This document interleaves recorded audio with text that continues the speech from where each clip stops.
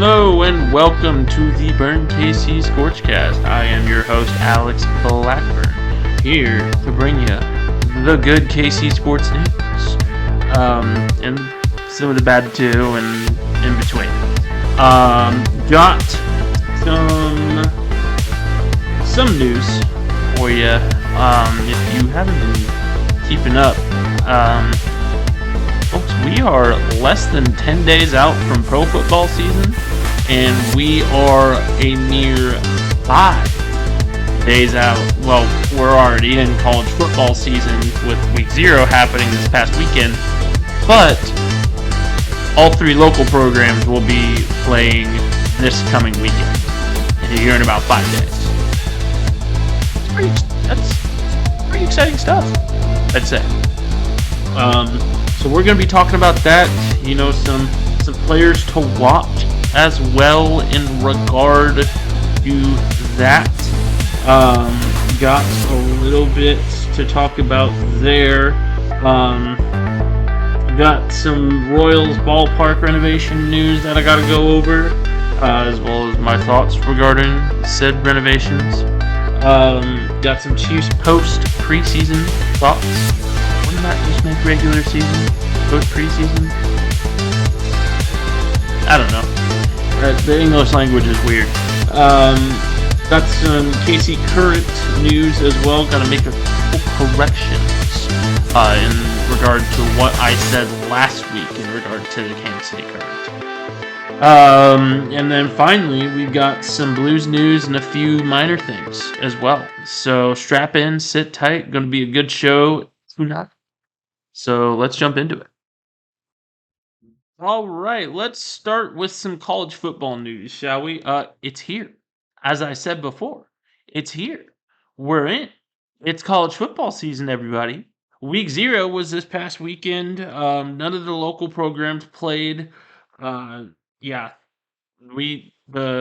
local programs play this weekend. They open their season. KU will open their season against Missouri State. Let me check the other 2 real quick. I actually forgot to write that down. Probably should have. Give me just a second here. So, Missouri's going to be playing South Dakota on Thursday. And then Kansas State will be playing on Saturday. KU's playing on Friday, by the way, so it goes Thursday, Friday, Saturday. So you shouldn't have any conflicts if you like to watch all 3 of the local football teams. Kansas State's going to be playing SEMO, though, Southeast Missouri, on Saturday at 6. And then KU's game is at 7. Mizzou's game is going to be at 7 as well. So be on the lookout for those. Going to be a couple good matchups, good warm-up matchups for the local teams. I would say Kansas probably has their hands full the most out of any of the teams. Southeast Missouri has been known to be kind of decent in the FCS rankings. South Dakota has also had some pretty good teams, so they may give Mizzou a little bit of trouble.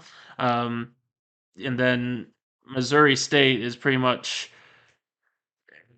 the one to watch for. I'd say Kansas is Kansas, Missouri State. It's not. I don't believe it's going to end up in an upset by any stretch of the imagination. But Missouri State did play Arkansas pretty close last year. I believe they only lost by like 10. But Missouri State's also since lost Bobby Petrino to Texas A&M. They've lost their starting quarterback. They're kind of a mess right now in regards to just player retention and player overall what their depth chart is. So that will play well into KU's favor. It's also going to be the first time we see this KU team that's been talked up pretty heavily, including by myself, of course, as the main contributor for Kansas football for College Football Dogs. Go check them out as well. But in terms of players to watch for, I want to just jump right in here. Players to watch for in regards to KU first. Obviously, you got Jalen Daniels, preseason Big 12 player, or excuse me, offensive player of the year. Um, He's up for, I believe, the Walter Camp, the Davy O'Brien, the Golden Arm. He's a dark horse Heisman candidate. I mean, he's got a lot of preseason accolades and very high expectations. The only thing with Jalen Daniels is, can he stay healthy? And I believe that he can. I believe that he shouldn't have any issues in regards to throwing the football, at least what the camp has told us thus far. Yeah, he was having some back tightness um, earlier in camp, but he's a full participant now. He looks good to go for Friday and looks like himself. So I would say Jalen Daniels is definitely a key player to watch. KU bread and butter though is their ground game. I mean, it's Devin Neal and Daniel Highshaw. It's probably one of the better running back rooms in the entire NCAA right now. Obviously, Daniel Highshaw had that season-ending hip injury last year that cut his season short. What looks to be a very, very good season at that. And then, of course, Devin Neal is one of the highest producers on offense for the Jayhawks. So those are two big names that you'll want to watch out for. Um, it's going to be interesting to see how those guys get utilized, especially now that Daniel Highshaw is back. So he's going to take a little bit of weight off the shoulders of Devin Neal. Um, but overall, it looks to be basically the same KU offense that we saw last year, the one that was one of the most efficient in the entire NCAA. I believe they finished out somewhere in the 15 to 20 range uh, in regards to offensive efficiency.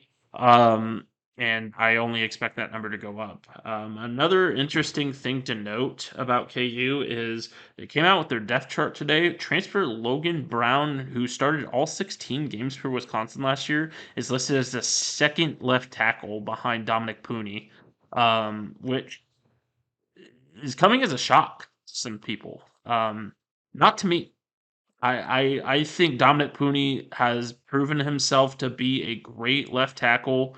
And not to say that Logan Brown hasn't, and obviously Logan Brown was the highest rated transfer for this KU team. But I think that tells us a little something about KU's offensive line this year. That the offensive line maybe something to watch for this year.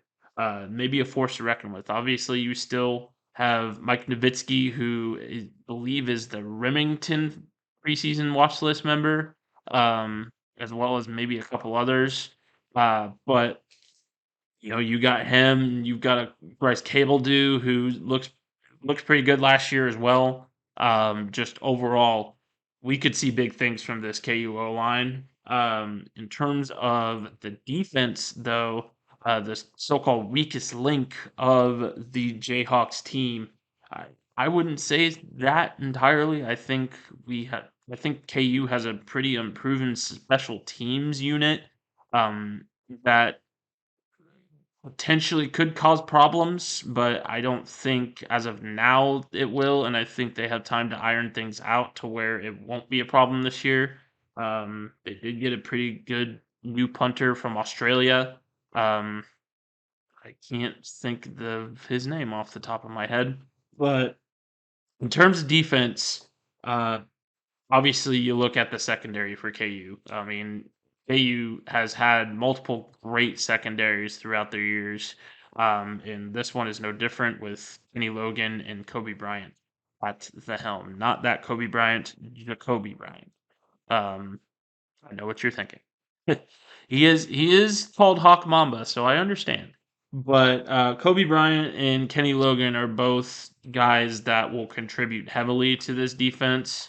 This defense is very experienced. The entire KU team is very experienced, to be honest. Um, and those two guys are probably the most experienced in the room. I know, uh, excuse me, Kobe Bryant is only a junior, I believe. Um, but he is definitely taking on more of a leadership role for this KU Jayhawk program. So obviously the secondary is a unit to watch for, and Kenny Logan and Kobe Bryant are two guys to watch for in that front. Moving on to Kansas State. Uh, Will Howard is the number one guy to watch for. I mean, he had some really, really great games against some really, really good teams. I expect nothing less from Howard this year. I think he's going to be a star once again and potentially lead this K State team to a Big 12 title, but also potentially a CFP berth. College football playoff, I have them as a dark horse candidate for that. So that's potential there, big time potential. And then just like KU, their backfield, obviously they lost Deuce Vaughn, but no matter, they got a Florida State transfer Trayshawn Ward, who is up for Big 12 Newcomer of the Year, and is making a strong case for it.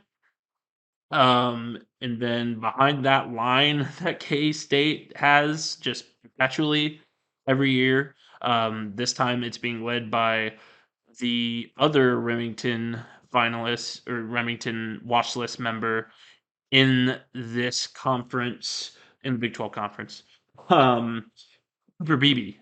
Cooper Beebe is looking like one of the best offensive linemen in the country, and he leads a solid unit. I mean, K State's always had, as for as long as I can remember, they've always had a fantastic offensive line. I mean, whether that be Cody Whitehair, whether that be Dalton Reisner in there, just so many names that I could name off of former KU or excuse me K State O linemen that have went on and had excellent pro careers for one, and had excellent college careers too. Um, Finally, K State though for their defense, that front seven looks really really good, and that's going to be the bread and butter of their defense this year.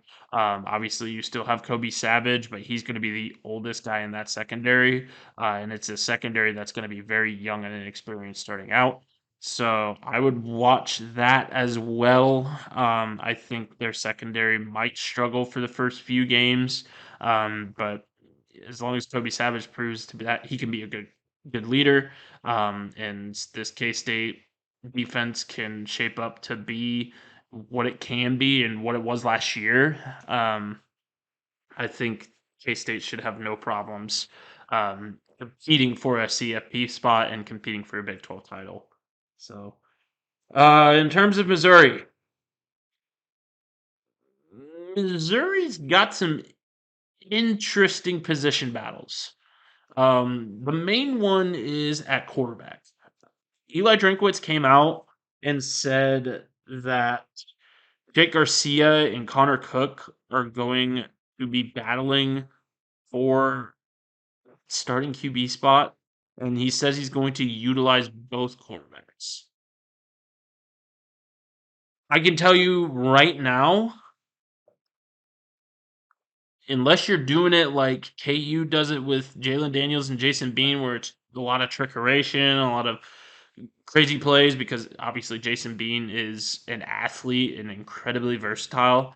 Um, and Jake Garcia and Connor Cook just aren't. I mean, not compared to that, not compared to KU's quarterback room. I mean, I don't see what his plan here is in regard to the quarterbacks, and I'm interested to see. Connor Cook is coming off of a kind of pretty average season. Um, Nothing too great on that front, and then Garcia, I haven't seen tape on him, so I wouldn't know what to say about him. But just reading off of his stats, I mean, he's a pretty average quarterback. I don't really understand what exactly Eli Drinkowicz's plan is, and hopefully they can get the ball to Luther Burden because he is their offensive guy. I mean, obviously, he was a former 5-star recruit. He's an in-state guy that loves Mizzou and wants to see them succeed. That's why he stuck around, unlike Dominic Lovett, who ran off to Georgia, um, and much to the disdain of many a Tiger fan. Um, but Luther Burden's another name to watch for. I think Luther Burden could very well have very good numbers if Missouri can figure out their quarterback situation. But it's a big if. And that's kind of what Missouri's season hinges on is whether or not this quarterback room can excel, and whether or not one or both of those quarterbacks can excel in that room. Um, in terms of Missouri's defense, their linebackers. I mean, Missouri's again perpetually just had great linebacking cores. Obviously, you can go back to Nick Bolton, and a few other big names on that in that group. But this year, I forget his name. It is Tyron Hopper, right? Tyron Hopper. Um, he's a big name for them this year. He's their senior linebacker. He's their defensive captain, and he's going to be leading a very experienced unit out there, a very experienced front seven, but specifically a very experienced linebacking core that's going to get a lot of touches and is going to be crucial to Missouri's success this year. So that's kind of who I have in regard to players to watch for all three local programs. Let me know if I missed anybody.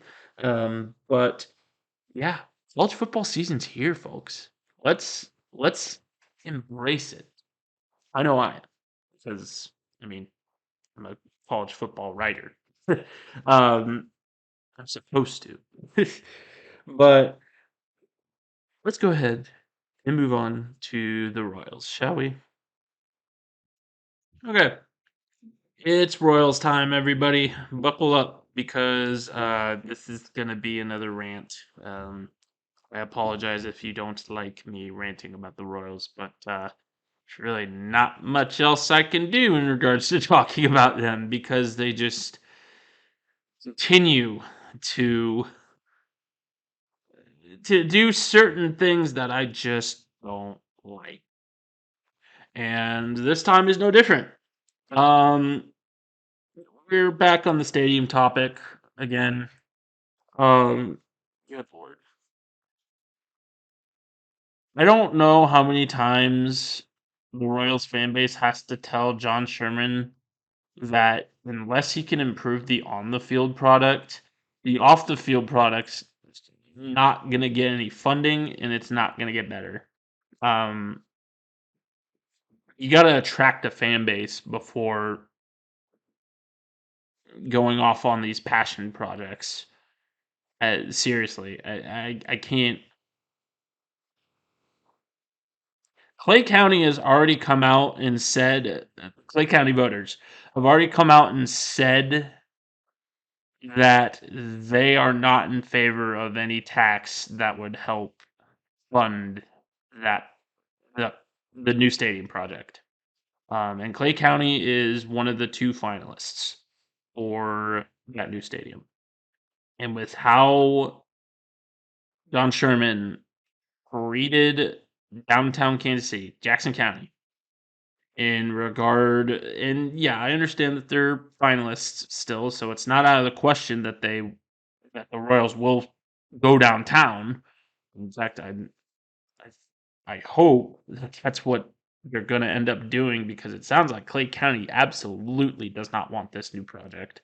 Um, and I've been saying that if the Royals feel that they need to move out of the K rather than renovating it, of course, um, yeah, downtown's their next best bet. And I'm in favor of a downtown stadium if that's really what needs to happen. Again, this is according to John Sherman, who has proven time and again that his ownership credentials for a baseball team are put into question pretty much every day.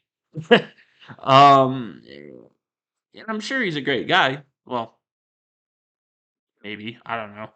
I've never met the guy, but and just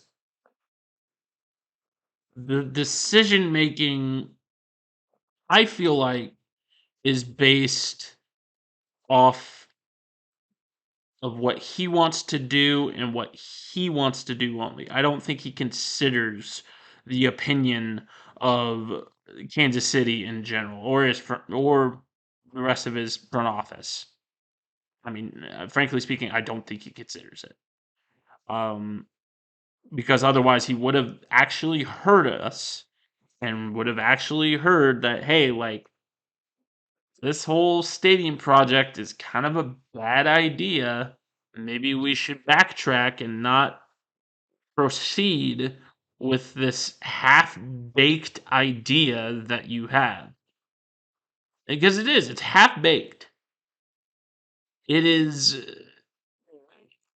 the communication has not been there, the transparency has not been there. Yeah, you got renderings, I guess. But I mean, look at how KU did their stadium project. And I understand that their stadium project is a way more pressing need than the K's or the Royals project. Because yeah, KU's due for a new stadium. And with the trajectory of how they're going right now, yeah, they're gonna need a new stadium. With the Royals, why? Like why?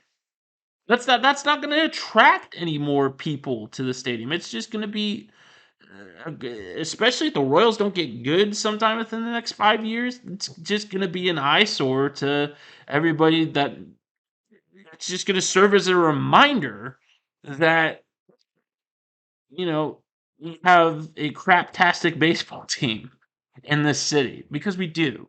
I mean, this is yeah, they're a little bit more fun to watch now that they're winning a little more. They're kind of screwed it up with this past series against the Mariners, but I mean, the Mariners are playoff contenders, so I mean, I don't put it past them for not being all that great against them, but you would have liked to see more competitive than 15-2. Um, but I mean, the fact that David Glass sold the team at the time that he did to a guy that I, that doesn't care about the Royals. He doesn't care about the Royals. He doesn't care about Kansas City. He cares about his self interest and his self interest alone. I mean, plain and simple. That's what it looks like, and I can tell you right now, it's terrible optics for if you're a sports team owner. It's terrible optics. You don't want people to think that way about you because in the end, it does matter. This isn't, oh, screw you. I have a ton of money. I'm gonna just hold the city hostage. This isn't that situation. We've seen that situation happen before. We're seeing it happen right now in Oakland. But you can see how well that's working out for the A's ownership. It looks really bad. And this fan base, the Oakland fan base is fighting tooth and nail. And this is Oakland's fan base, mind you. This is a team that really didn't care about their fan base well until it was too late. I mean, and they still pretty much don't care. They're still going to try and sell the team off to Vegas.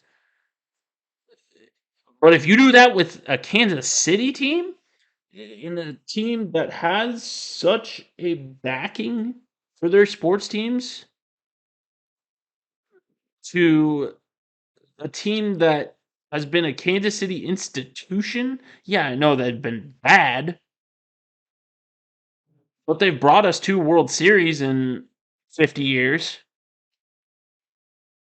They've, I mean, it's not like the AC area is apathetic to the Royals. They just don't want to support an owner that, by all accounts, has shown his cards. That's shown that he doesn't care about the city. He doesn't care about the people's opinion. That he's going to do whatever he wants, and there is nothing that we can do that can stop him. That's a delusional take, first and foremost, because there is a lot of things that we can do to stop him, including but not limited to. Sorry, get. Sorry, cat's trying to get on to the film.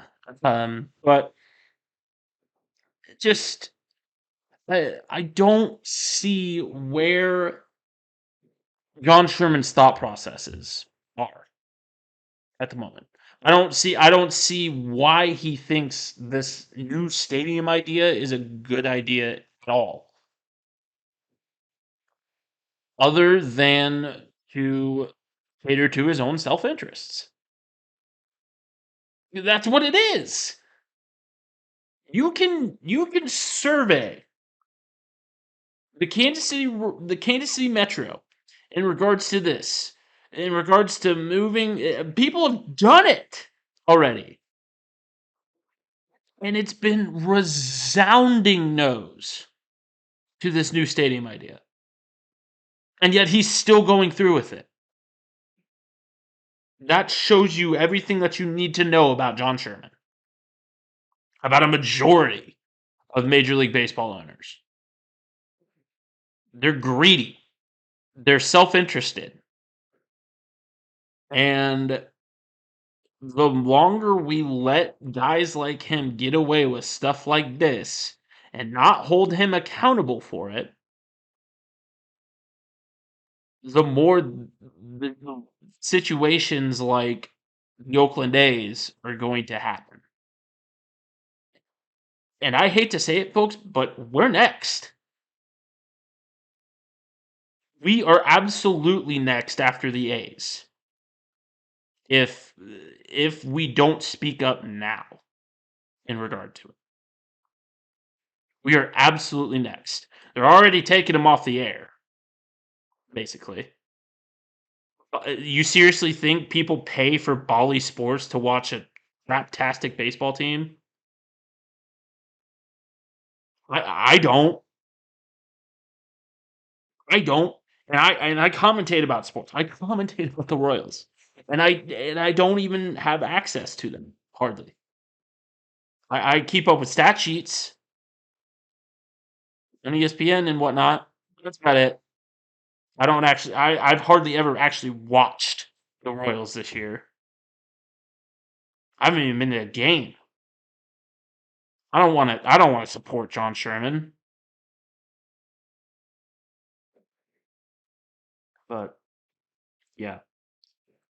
Um yeah, the new stadium renderings came out.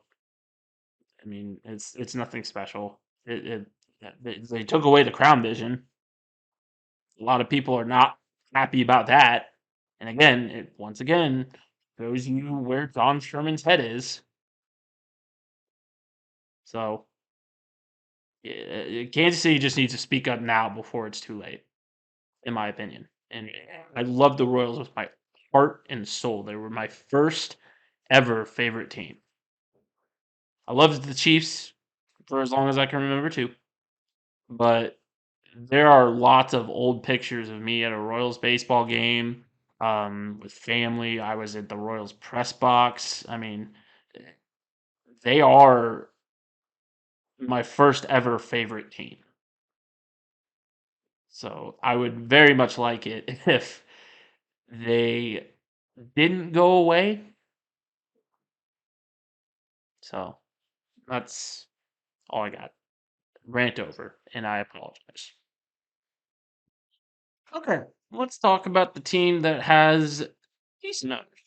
Now, owners that actually, give a darn about Kansas City. The Kansas City Chiefs. The preseason wrapped up this past weekend with a 33-32 win over the Cleveland Browns. Um, and I have some thoughts before the final roster cuts are made. They have not been made yet as of me recording this. They have until 3 o'clock tomorrow to make the cuts and to announce them. Um, and I do not envy the guys that have to make these cuts, because there have been a lot of fringe guys that have played very, very well this preseason. Um, let's kind of begin with the wide receiver group. Um, the wide receivers look good across the board. I mean, they do. And specifically, there's a couple guys in particular that will give this starting four a run for their money. As of right now, the starting four wide receivers for me are MBS, Darius Toney, um, Rashee Rice, and Justin Watson. That's the four that have been around that are probably going to be the starting four for this Chiefs team. Um, but Rashee Rice, Justin Ross, Amir Smith Marset, and even Cornell Powell, of all people, have, and Richie James too, at that, have made considerable strides in making this team and putting pressure on those top four guys, to perform. Uh, the and there's probably going to be seven wide receivers, I'd say. A lot of people are saying, well, they might whittle it down to six and keep a couple, keep practice squad guys and blah blah blah. I think it's going to be seven wide receivers. Um, and I think the last three, rounding out the last three, are going to be Justin Ross, Rashee Rice, and Richie James. And the other guys, Cornell Powell and Amir Smith Marset, have done enough, in my opinion, to warrant other teams looking at them and potentially getting off of off the Chiefs practice squad and into a role with the 53 man elsewhere. I think there's a lot of wide receiver needy teams that could really use an Amir Smith Marset, in my opinion. Um, he looked very, very good this past preseason. He proved himself to be a force to be reckoned with. Yeah, I know it was against other second and third team guys, but I mean, he looked head and shoulders above any corner or any secondary player that he faced. Um, so I would like to see him either A, make the roster, which I don't think is nearly as likely as him being traded, um, to a team that will need wide receivers more than the Chiefs do, because the Chiefs have a ton of depth at their wide receiver position. And honestly, keeping Amir Smith Marset on the practice squad is kind of silly.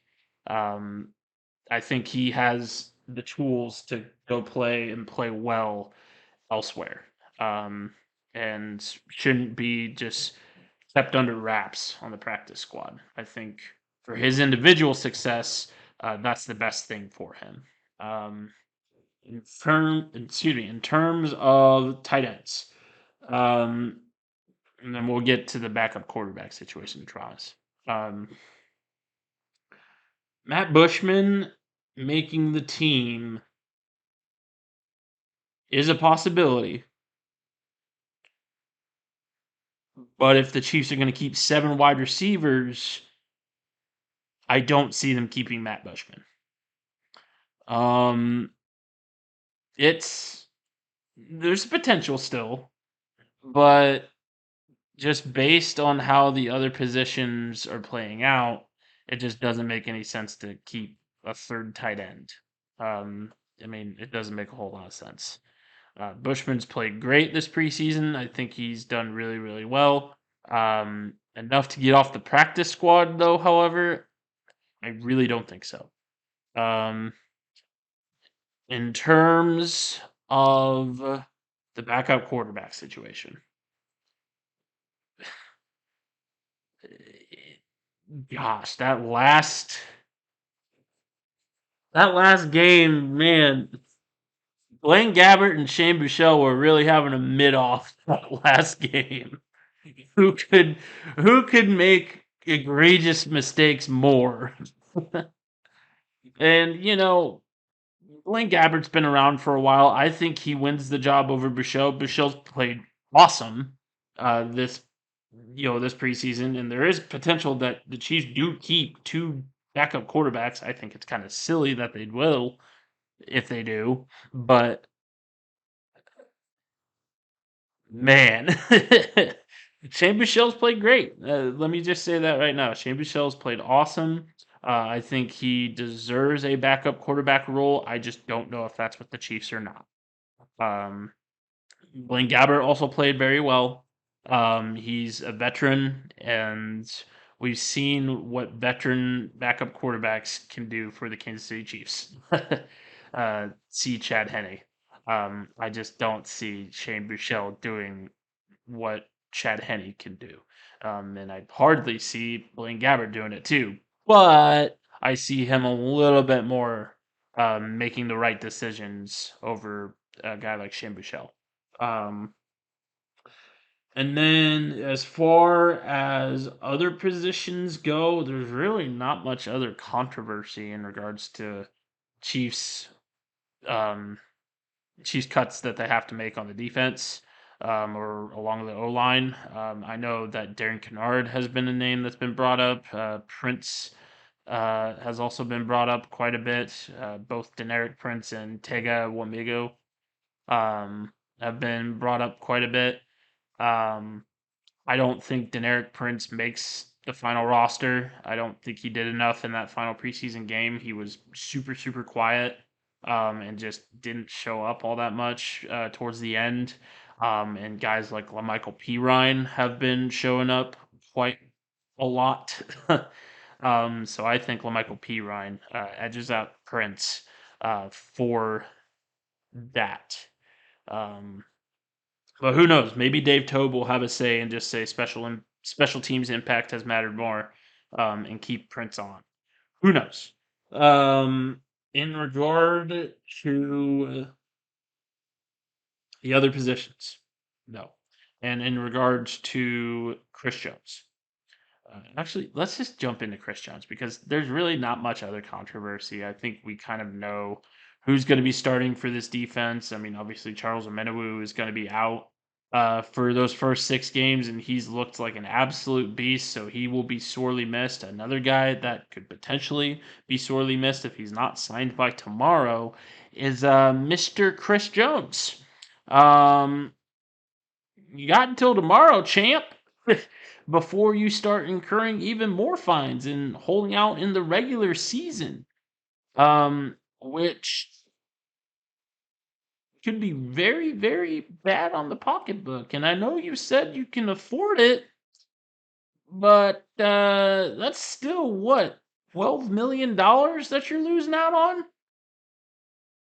I, maybe it's just because I'm poor, but that's a lot of money. And, the cryptic tweeting, I'm just over it. I'm over it. I'm tired of overanalyzing stuff. I'm tired of just being like, oh, like what's going to happen with Chris Jones? Who knows? But we still don't know. I mean, they're still at an impasse, and it's all been rumor and hearsay.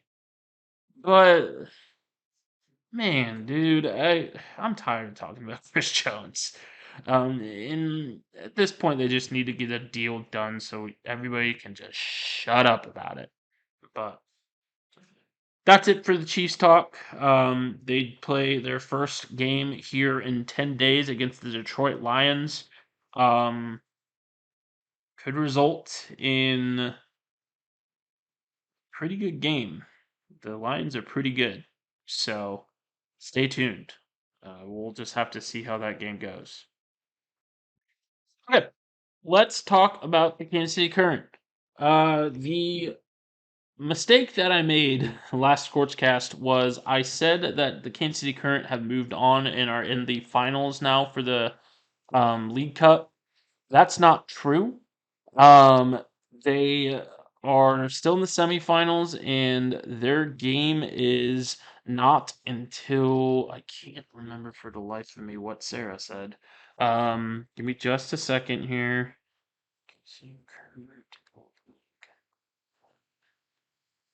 Challenge Cup. Challenge Cup. My apologies. So it is September 6th against the North Carolina Courage.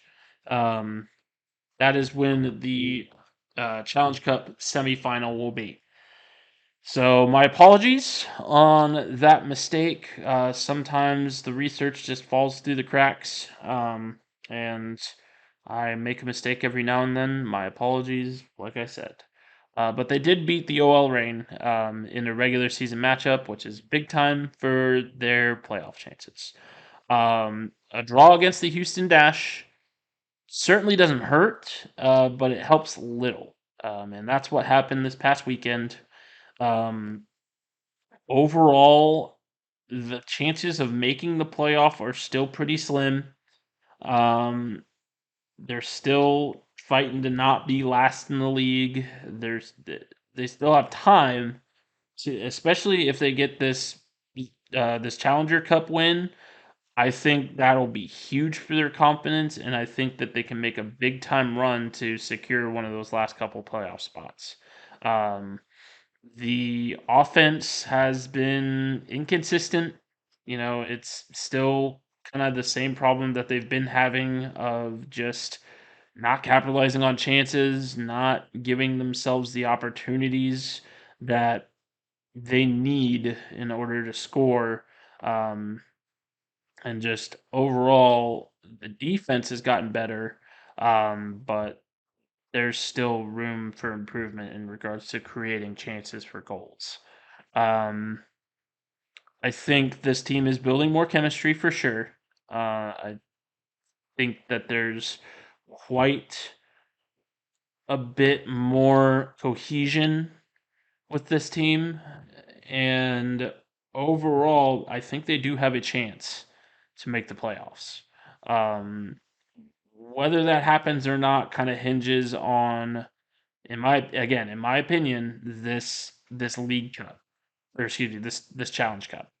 Um, if they can pull out a win in the semifinals and just lose in the finals, I think that does more than if they just lose in the semifinals. So I think this semifinals game is going to be a big time litmus test of seeing if the Current can make a run towards postseason play.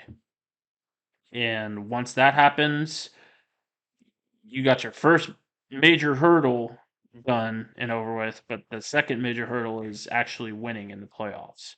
Um, and there's a lot of stiff competition in the NWSL this year. So it's tough to say right now whether or not the Current will be making the playoffs even, but I think they're in a better spot than they were a couple months ago, for sure. Um, when their coach got fired and when they were losing constantly because of just bad play, and just overall organizational turmoil, kind of led to this point. But they're digging their way out. Obviously, this is their sophomore slump kind of in regards to being a contender, but it's also their third season of existence. So just give it time. I think the Current will eventually prevail and eventually be a perennial contender. They have the tools to do so and the ownership to do so. But as of now, it's kind of tough to say where this current team is going to end up after this year. Um, they've put a lot of money into these new players. They've put obviously they're having a new stadium being built right now. That will help for sure, um, in a way. But in the end, you just got to win games, and the current have shown that they can do that. And I have full faith that they will be able to do at least a little bit over these next 2 months in order to potentially secure a playoff spot. So, okay, let's jump into some Blues news, and then I got one thing I got to mention, and then we'll go ahead and get on out of here.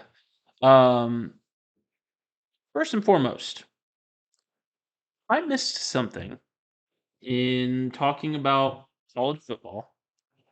I forgot to mention the burning question of the week. My apologies. And that's if Eli Drinkwitz is on the hot seat. Um, a lot of y'all, it was a lot of really good answers, in my opinion. We had one comment in regard to it that I'm gonna share here. Give me just a second. But let's first look at the poll. First and foremost, let's just look at the poll here.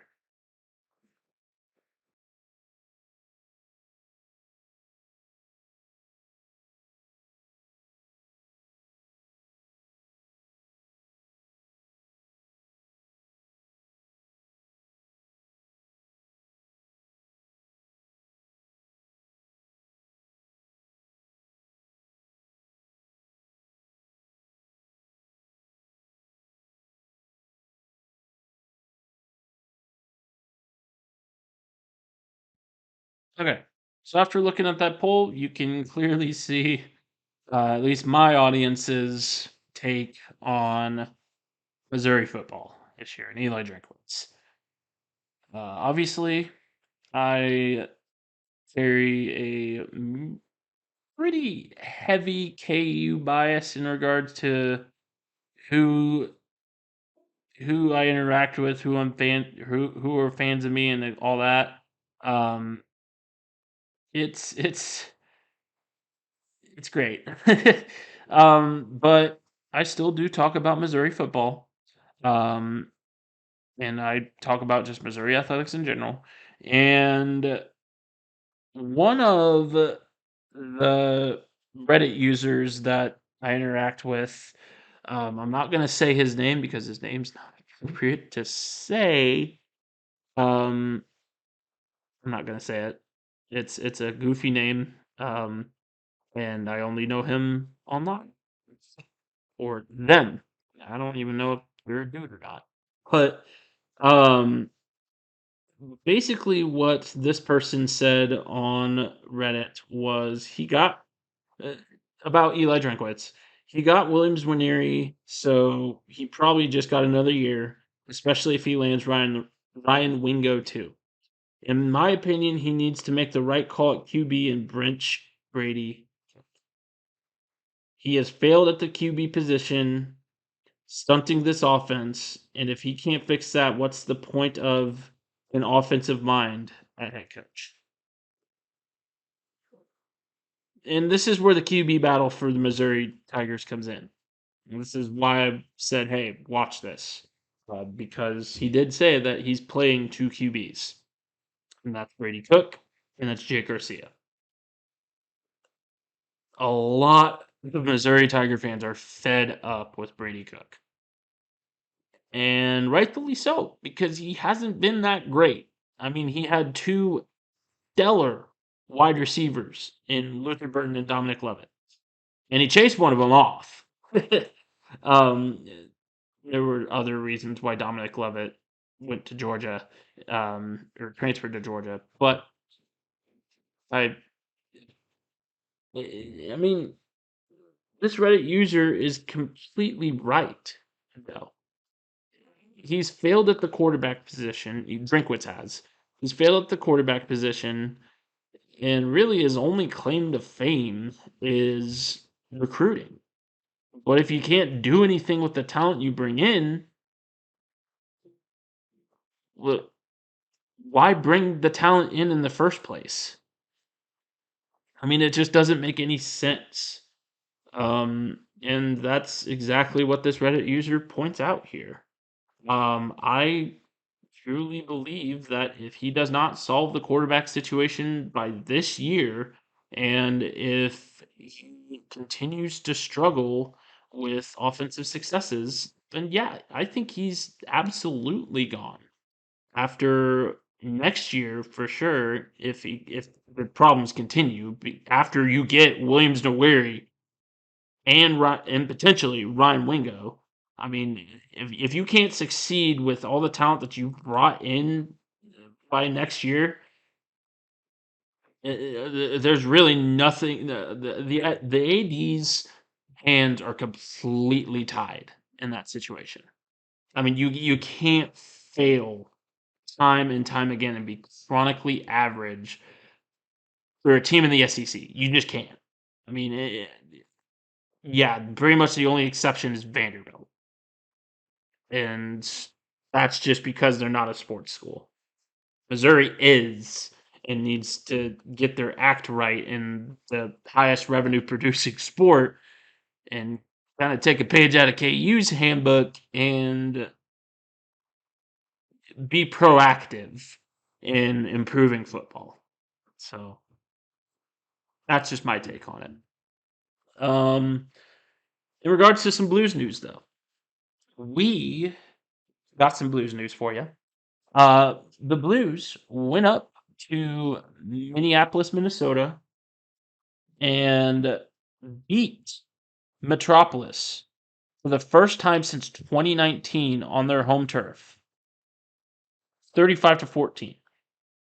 An absolutely massive win for the Blues. Um, they've struggled with Metropolis a lot in the past. They've been a real thorn in the side of this KC Blues team. And getting a hefty win here. I mean, the first half performance was absolutely phenomenal. I mean, great physical scrums, great defensive alignment. Guys like Kyle Renner and Aaron Martin were seamlessly making breaks. Um, the forward play was really good. No dropped balls. Big physical hits to just get that defense sucked in, and eventually the backs just cleaned it up. I mean, the backs looked very, very fluid. The set pieces looked great. Overall, it was a very, very good win for the Kansas City Blues. The Blues will face Wisconsin for their home opener this coming weekend. Or, excuse me, no, not this coming weekend, but the weekend after, because it's Labor Day weekend, and the Blues have a bye week this weekend. So if you want to go check out KC Blues versus Wisconsin, be sure to come on down to the Kansas City Current Training Facility over off 635 and go enjoy you some rugby. Because this is going to be a very, very, very fun team to watch this year. Got a lot of talent and a lot of really, really good players. So go out and watch them. Final piece of news here in this miscellaneous column, and I apologize for including a lot of stuff in the miscellaneous column, stuff that I missed in the original write up of this script. And that's Marcus Adams Jr., the former KU commit that decided to leave KU after complaining about a culture difference in culture between Adams and the KU basketball team. He had committed to Gonzaga and showed up to Gonzaga for a little bit and has now decommitted from Gonzaga and has left the Gonzaga program. Something tells me that the schools that he's picking are not the problem. And a lot of people have said, both in the KU fan base and just in the college basketball fan base, this kid's probably not ready for college basketball yet. He reclassified, mind you, and has just shown just a lot of entitlement, honestly. It's been kind of a rough go for him, and understandably so, because he reclassified when he probably shouldn't have. I think he gotten a little bit too big for his britches, a little above his raising, as they say in the South. Uh, and it's kind of bitten him in the butt. And unfortunately, after leaving two schools for pretty much the same reason, there's going to be a lot of teams that are just like, is this a guy that we want to take a flyer on or not? So, I wish Marcus the best. Yeah, he seems like he's a fine enough kid, but he may have gotten just a bit too big for his britches, and needs to understand that the college basketball culture is very different from the high school basketball culture, and for that matter, the AAU culture. And it's going to be interesting to see where he ends up. But with that being said, that's our show for today. Thank you very much for joining me on this little adventure. We had a fairly long ScorchCast today, so thank you for bearing with me. And thank you for understanding that this is probably going to come out on Monday, um, instead of the normal Sunday slot. My apologies for that. I plan on typing up an article as well tonight to kind of make up for that. So be on the lookout for that. But other than that, still spots open for the fantasy football league. Please, please, please sign up. If you have a problem with the $5 entry fee, please let me know. We can get something sorted for you. And if you invite your friends, you refer your friends, you get the spot for free. So invite your friends. Be a good human, and let's have this fantasy football league run, because we kind of the last week we gotta have this up and we can go without a draft. So, if y'all can get something done this week and just get on board with this fantasy football team or this fantasy football league, please do so. We're still looking for quite a few more members, so please join up. It's a great time. So, um, again, that's our show. This has been Alex Blackburn signing off for the Burn KC. Have a great week. Have a great night, and I will see you next Sunday.